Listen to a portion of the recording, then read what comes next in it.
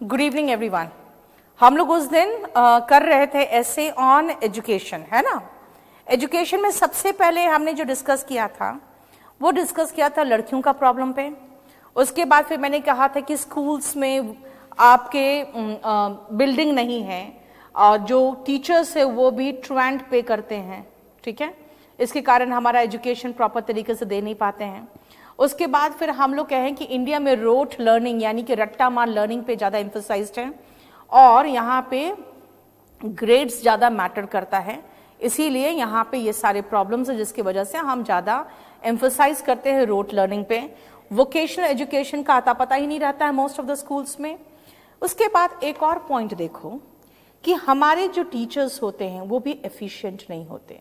यानी स्कूल्स में आप देखोगे बहुत सारे वीडियोस ऐसे वायरल रहते हैं जिसमें टीचर्स का मजाक उड़ाया रहता है कि उन्होंने संडे का स्पेलिंग रॉन्ग लिखा और उनको ये भी नहीं पता कि भारत का राष्ट्रपति कौन है। तो ये सब हम लोग देखते हैं और खुश होते हैं, मजे करते हैं। ये सब शर्म की बात है और ये उनके लिए शर्म की बात नहीं है जो वीडियो में है, बल्कि ये हमारे लिए शर्म की बात है कि हम अपने स्कूल्स में जो टीचर्स को दे रहे हैं वो कितने एजुकेटेड या नॉलेजेबल है।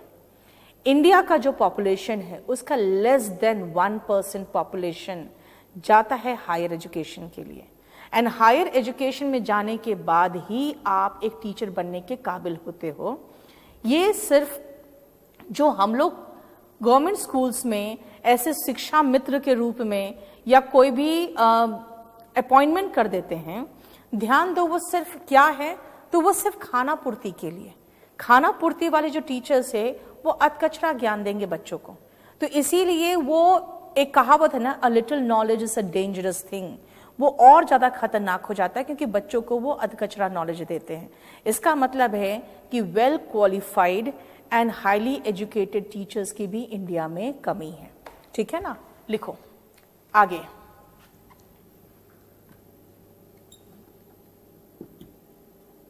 पैराग्राफ चेंज करके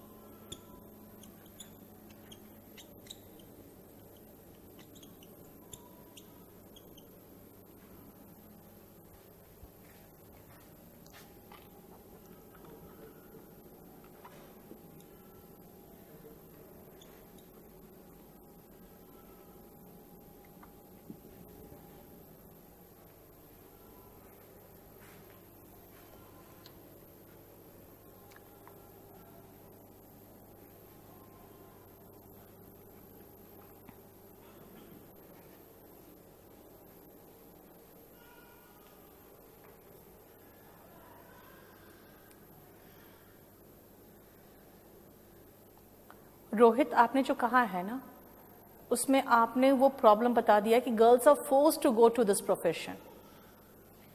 ठीक है अभिषेक, वेलकम।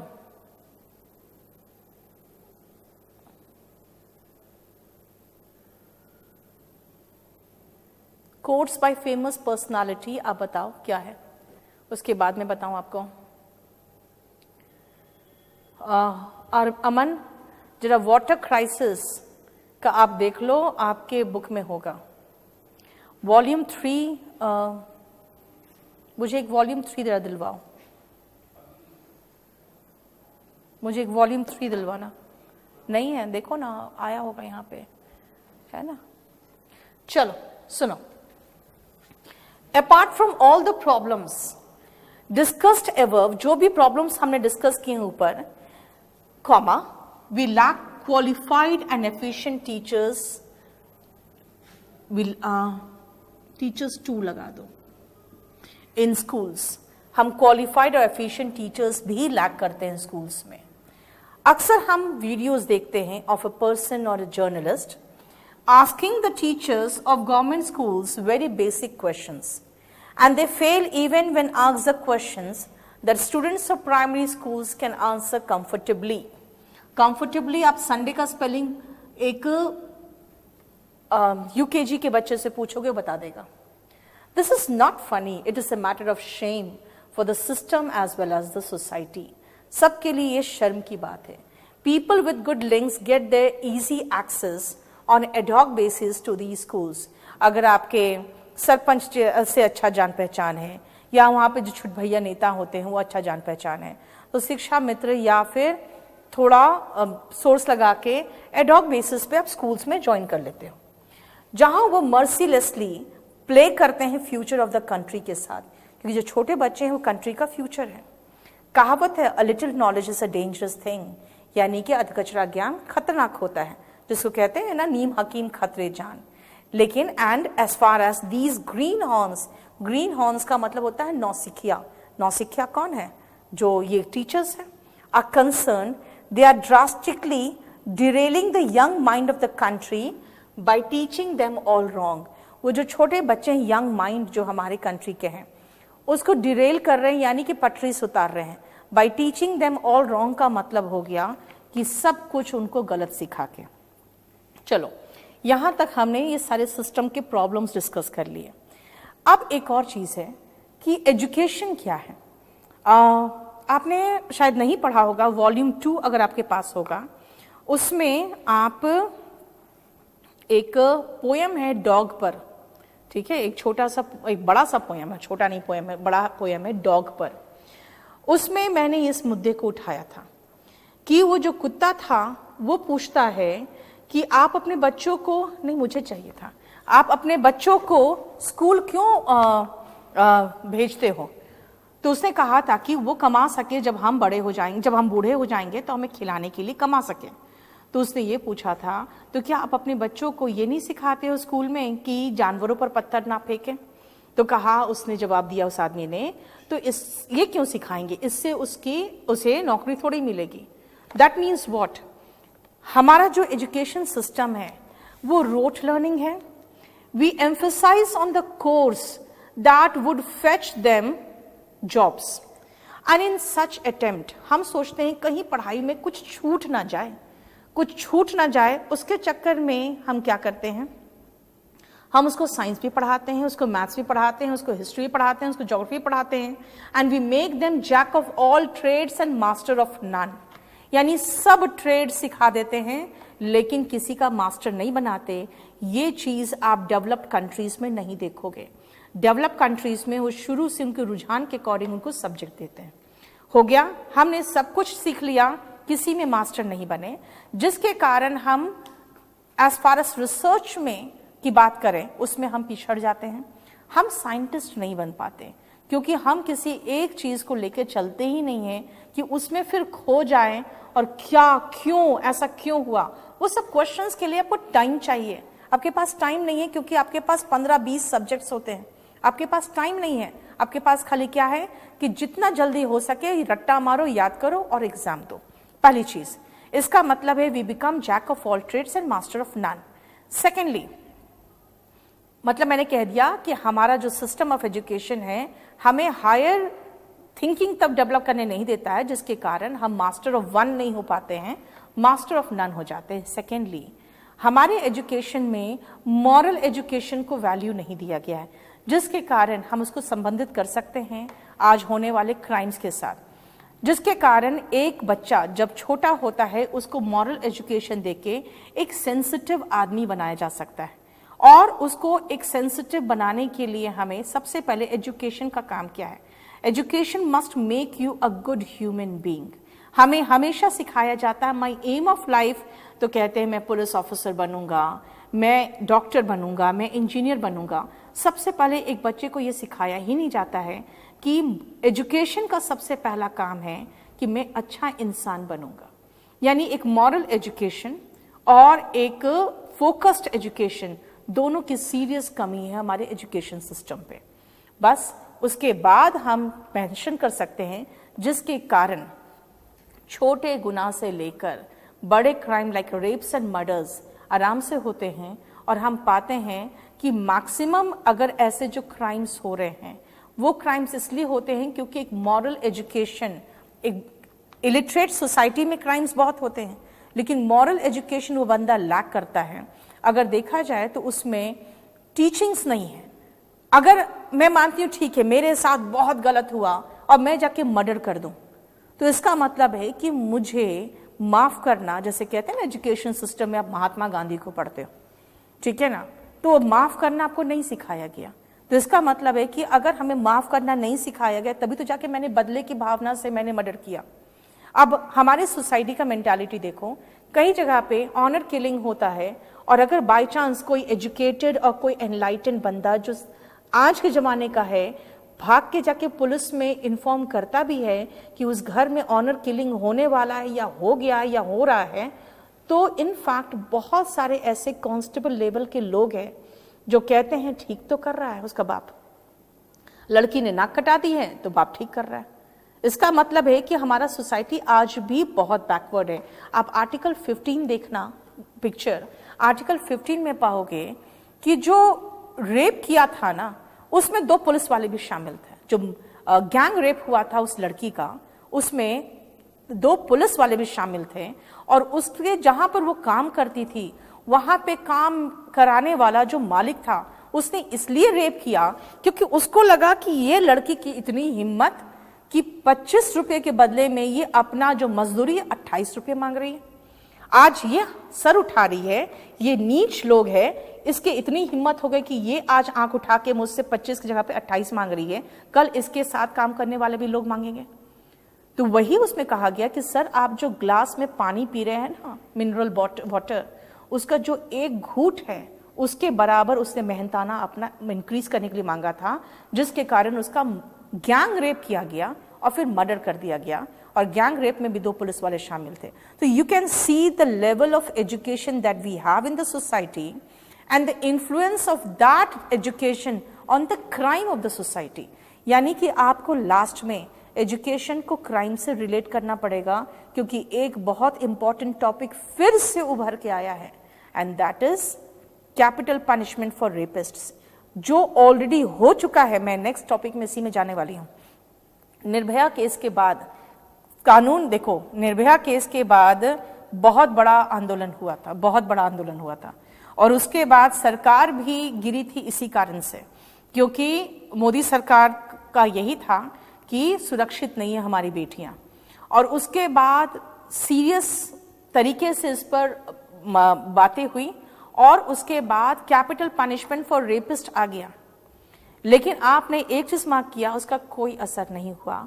और फिर से देखा जाए तो निर्भया केस में उन्होंने उसको रेप करने के बाद उसको बुरी तरह से घायल करके उसको सड़क पे फेंक दिया था, यहाँ पे उसको जला दिया गया। तो आप अगर उन चारों लोगों के एजुकेशन बैकग्राउंड पे जाओगे तो चारों के चारों अनपढ़ लोग थे। तो ये कह सकते हैं हमारा एजुकेशन जो है बहुत इन्फ्लुएंस करता है हमारे बिहेवियर को और हमारे सोसाइटी में हम किस तरह से बिहेव करते हैं उसको। ठीक है, लास्ट में आओ।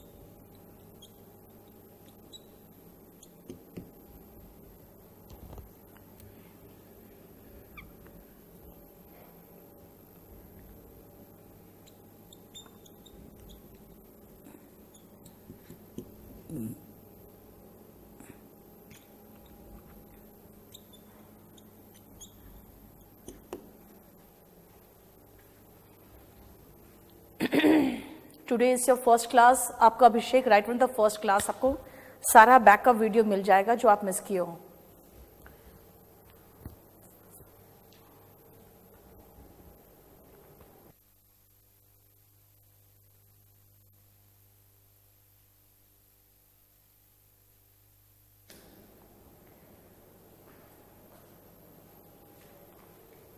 ओके सॉरी, कैपिटल लेटर में लिखेंगे क्योंकि सब्जेक्ट का नाम है ना, हिस्ट्री ज्योग्राफी सारा कैपिटल लेटर में होगा।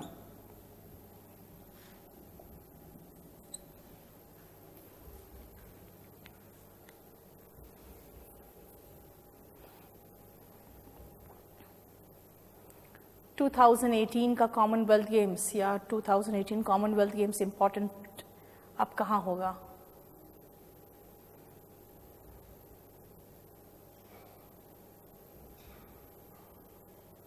नीचे करो क्या लिखा है और दिखाओ।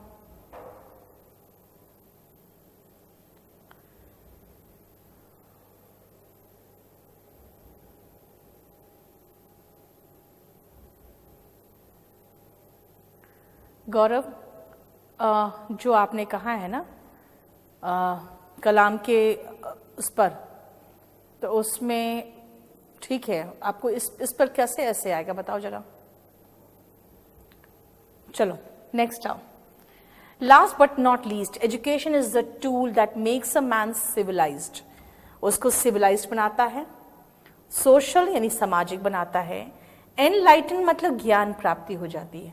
लेकिन सैडली हमारा जो एजुकेशन सिस्टम है हमें टीच करता है all facts about history, geography, science और dozens of other subjects and hardly anything that would make us a good human being. Moral education भी equally important है. Child must be aware of the pain, sorrow and problems of his brethren. Brethren का मतलब होता है ना कि एक तो अपना भाई जो होता है वो ब्रदर होता है, और समाज में जिसको हम भाई मानते हैं वो ब्रेदन होता है. ब्रेदन होता है people of the same community. But in practical life this won't fetch him a job. इससे एक नौकरी तो मिलेगी नहीं. इसलिए टीचर्स और पेरेंट्स ज्यादा एम्फसाइज करते हैं थ्योरेटिकल एंड फैक्चुअल नॉलेज में instead of overall grooming of the society of the child की ओवरऑल ग्रूमिंग पे ध्यान नहीं देते. चाइल्ड सैंडविच्ड हो जाता है. एक यूनिट टेस्ट खत्म होता है, दूसरा शुरू, दूसरा खत्म, तीसरा शुरू. कॉलेज में भी एक सेमेस्टर खत्म होगा, दूसरा शुरू. उसके बाद क्या होता है, हार्डली कोई टाइम मिलता है उनके सोचने का. वाइस एंड हाउस मतलब ये कैसे हुआ, क्यों हुआ, वाई का प्लूरल एंड हाउ का प्लूरल है. और इसीलिए हम ग्रेजुएट्स और पोस्ट ग्रेजुएट्स से प्रोड्यूस करते हैं. लेकिन साइंटिस्ट और थिंकर, अब बड़े बड़े फिलोसफर हो या बड़े बड़े साइंटिस्ट हो, कहाँ देखने को मिलते हैं समाज में आपको. ठीक है, तो इसीलिए लास्ट ये था हमारा. अब आओ एंड करें.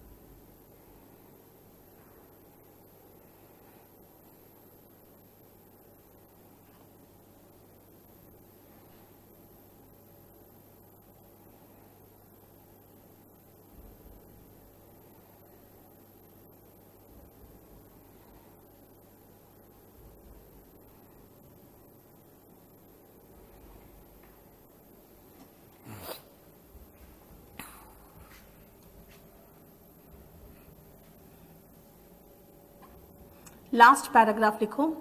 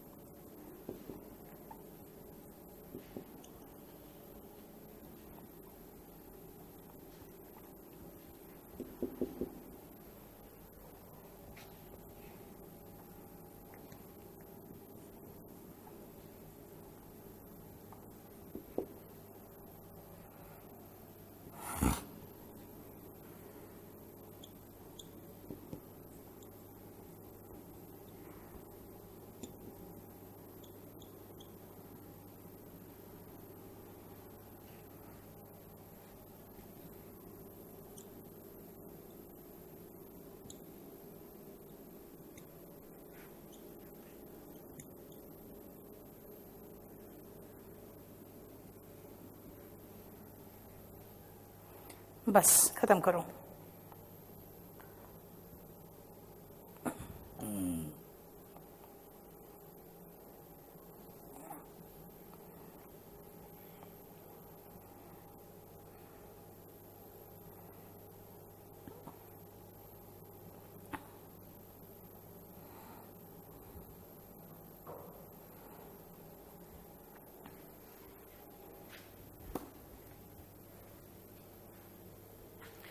Said by Nelson Mandela.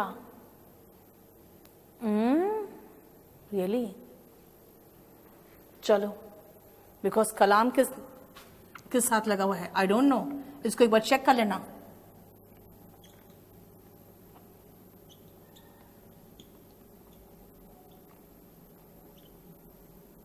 If you are sure, ठीक है, एक बार जरा चेक कर लेना।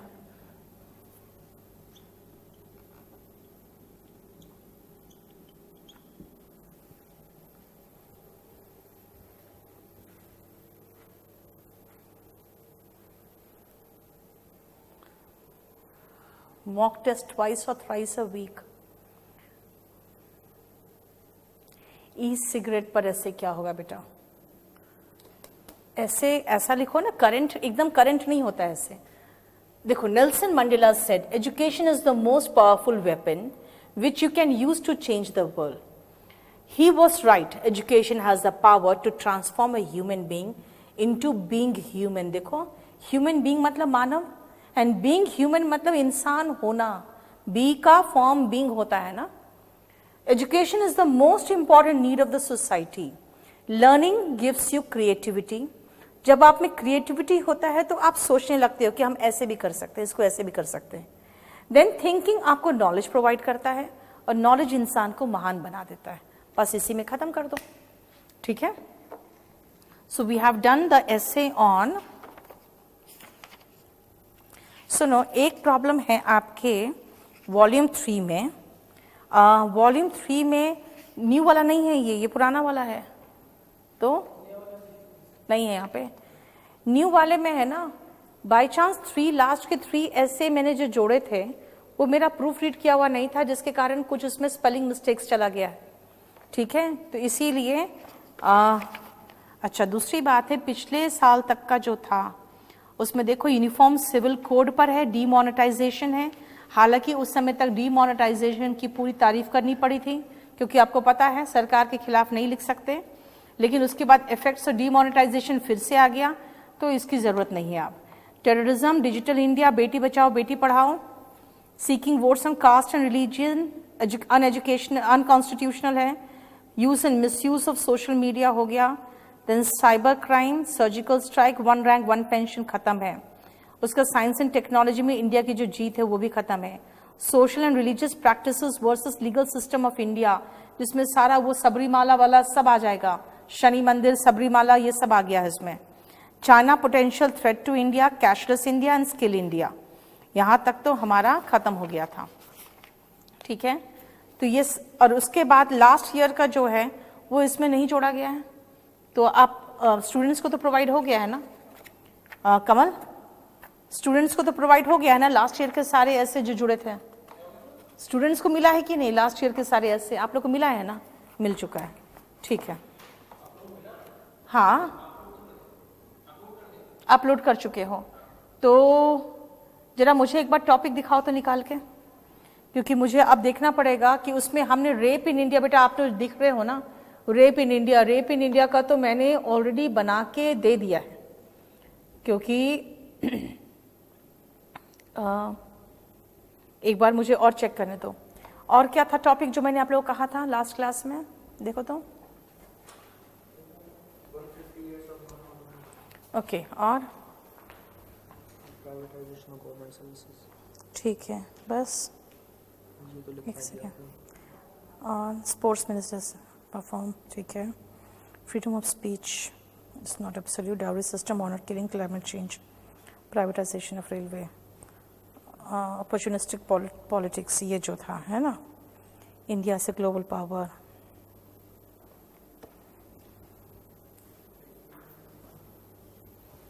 ये था। एक मिनट रुको, फिर हमने uniform civil code, make in India कर दिया है, women empowerment, politics on reservation, article 370 हो गया, disaster management, pornography, net neutrality, subsidy, freedom of speech, black money,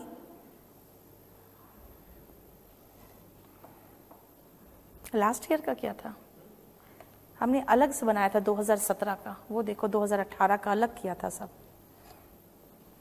जरा बोर्ड मिटाओ, एक सेकेंड, ये तो हो गया पूरा कंप्लीट, मिटा दो। अब आइए हम लोग एक और दूसरा जो चाह रही हूं मैं कराना, वो हो गया देखो अपॉर्चुनिस्टिक पॉलिटिक्स करते हैं, ठीक है। अपॉर्चुनिस्टिक पॉलिटिक्स क्या, अपॉर्चुनिटी का मतलब समझ में आता है, इसका मतलब होता है अवसर, यानी अवसरवादी जो पॉलिटिक्स होता है। हम अवसरवादी पॉलिटिक्स में डिस्कशन शुरू करेंगे महाराष्ट्र से, जहां पे आपकी जो नीतियां हैं, आपके जो विचारधारा है, सबको ताक पे रखकर उन्होंने अपना वो बनाया, पॉलिटिक्स खेला वहां पे, ताकि बीजेपी को आउट किया जा सके पावर से। उसके पहले जैसे ये लोग में बातचीत चल ही रही थी, इसी बीच बीजेपी ने क्या किया, एनसीपी के अजित पवार को तोड़ा और उसके साथ दावा पेश करके और वो चीफ मिनिस्टर बन गए, है ना। तो वहां पर भी तो अपॉर्चुनिस्टिक पॉलिटिक्स खेला गया था। लेकिन उसके बाद तुम सोच लो कि 3 अलग अलग लोग, एनसीपी, कांग्रेस और बिल्कुल अलग विचारधारा के शिवसेना, इन्होंने मिलके अपॉर्चुनिस्टिक पॉलिटिक्स पूरी तरह से खेल दिया। लेकिन आप महसूस करोगे कि ये कोई पहला अवसर नहीं है, ऐसे हमारे पूरे के पूरे हमारे पॉलिटिक्स में भरा पड़ा हुआ है, जहां पर बिल्कुल अनलाइक पोल्स, जिसको कहते हैं एकदम north and south pole type के लोग मिलके सरकार बना रहे हैं। जैसे आप एग्जाम्पल देख लो, बीजेपी का ही मैं कह दूं तो महबूबा के साथ मिलके जो उन्होंने सरकार बनाई थी कश्मीर में, जम्मू एंड कश्मीर में, वो भी टोटली अगेंस्ट था, ऐसा जो सोच भी नहीं सकते थे कि ऐसा कोई बना सकता है, क्योंकि बिल्कुल अलग अलग विचारधारा के लोग थे, ठीक है। तो ये जो कोलिशन गवर्नमेंट जब से आया ना, जब से ये एब्सोल्यूट रूल खत्म हो गया, जब से कोलिशन गवर्नमेंट आया है, तब से इस तरह के पॉलिटिक्स शुरू हुए हैं। और हेडिंग लिखो, एक सेकेंड,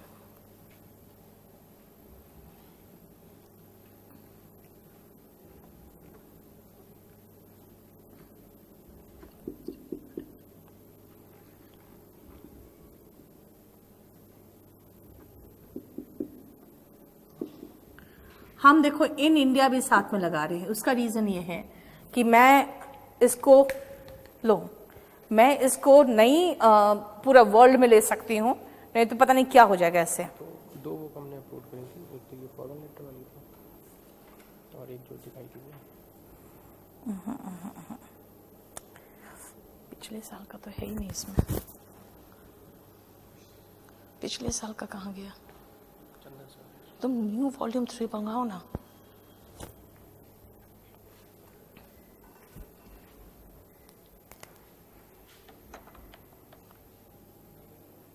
हाँ, टियर 3 ई बुक तो ठीक है, 1 और 2। जरा मुझे आप एक काम करो, उसका आप टॉपिक खाली मुझे एक बार शेयर मार सकते हो तो दिखा दो अभी तुरंत, ताकि मैं आगे कर सकूं, अदरवाइज नेक्स्ट क्लास में मैं वो देख लूंगी।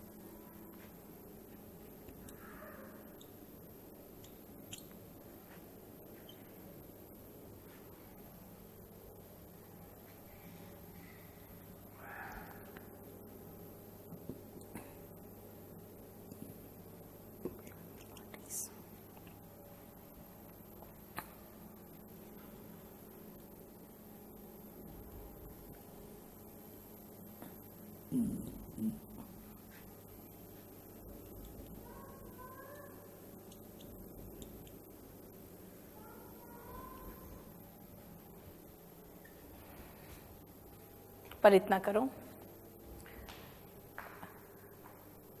डेमोक्रेसी इलेक्शन पॉलिटिक्स से भी शुरू कर सकते हो, लेकिन मैं देखो बात क्या है ना, okay demonetisation, make in India, civil code, ये सब तो हो गया बेटा, ये सब तो हो चुका है। मैं ये पूछ रही थी अभी जो आप लोग को ई बुक मिला है उसमें क्या क्या था, ये देखना चाह रही थी मैं लास्ट ईयर का। Okay net neutrality, subsidy, freedom of speech, black money, GST bill, black money, yes ठीक है। और आ जाओ स्किल इंडिया एंड ऑल, वो आपको उसमें मिलेगा, स्किल इंडिया ई बुक में मिल गया होगा। एक बार देखो फिर से शेयर कर लो सबके साथ, है ना, जो नया वाला था ना उसको शेयर करो।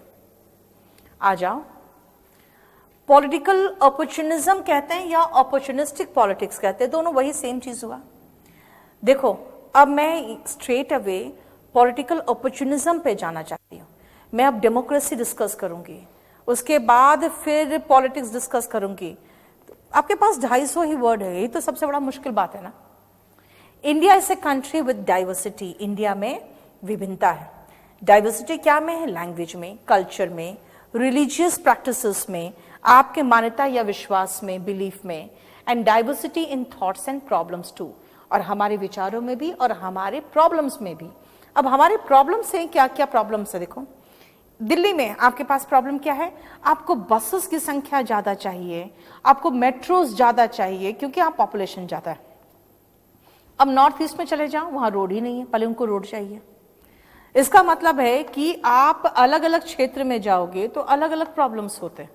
अब अलग अलग प्रॉब्लम्स जो होते हैं वहां पे, अब जैसे आसाम तरफ चले जाओ, वहां सबसे बड़ा प्रॉब्लम क्या है कि सारे बांग्लादेशी आके घुस गए हैं, जो लोकल वहां के जो ओरिजिनल इनहैबिटेंट्स उनके लिए नौकरी ही नहीं है।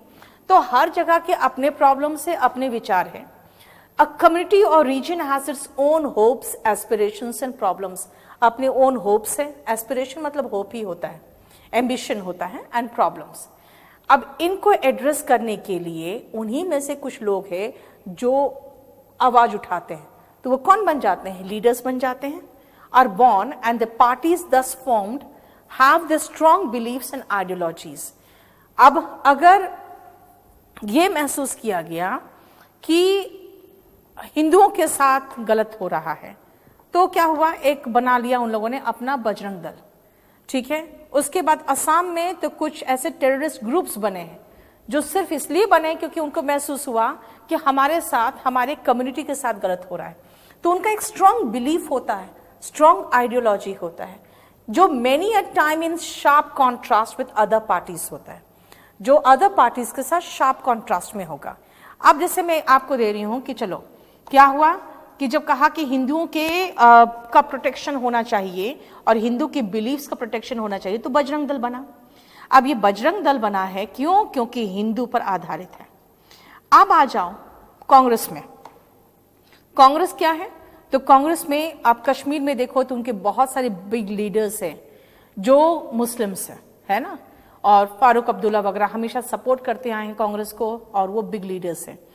अब देख लो, बाय चांस ऐसा कुछ हो कि आप इन दोनों पार्टीज को कहोगे एक हो गया बजरंग दल। इसलिए मैं आराम से कह रही हूं क्योंकि शिवसेना भी बहुत कट्टर हिंदू पार्टी था, बहुत ही कट्टर हिंदू। आप कभी सुनिए स्पीचेस बाल ठाकरे का, बहुत ही कट्टरता के साथ उन्होंने कहा था कि भारत एक हिंदू देश बनना चाहिए, ठीक है। और उनका कहना था कि हिंदू देश होना चाहिए क्योंकि पाकिस्तान जब बन गया तो फिर भारत को आपने वो कैसे बना दिया, सेकुलर कैसे बना दिया, क्योंकि मुस्लिम्स तो उधर गए तो इधर को तो हिंदुस्तान होना चाहिए था।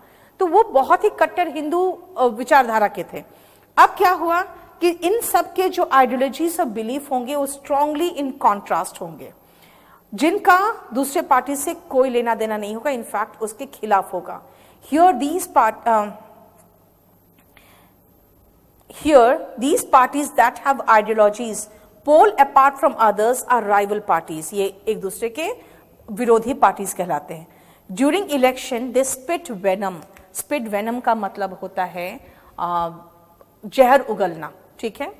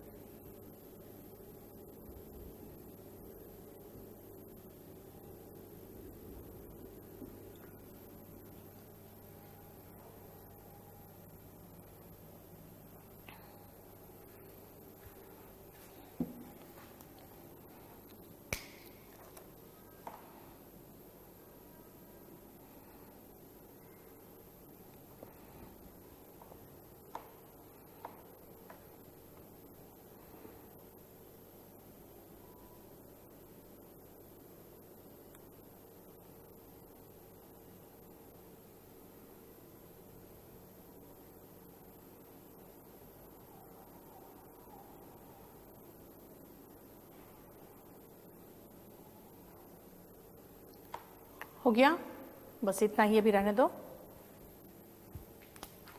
मैं समझा देती हूं इसको।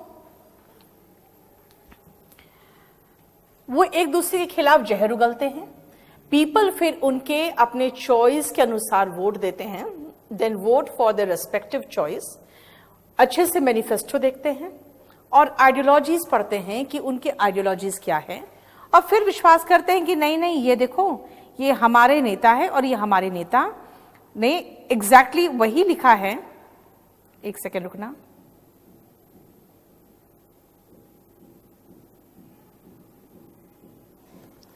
हमारे नेता ने एग्जैक्टली वही घोषणा पत्र में लिखा है, मैनिफेस्टो का स्पेलिंग सही करो, जो हमें चाहिए। बट लो मतलब ये लो मतलब ये देखो, लो मतलब होता है सी।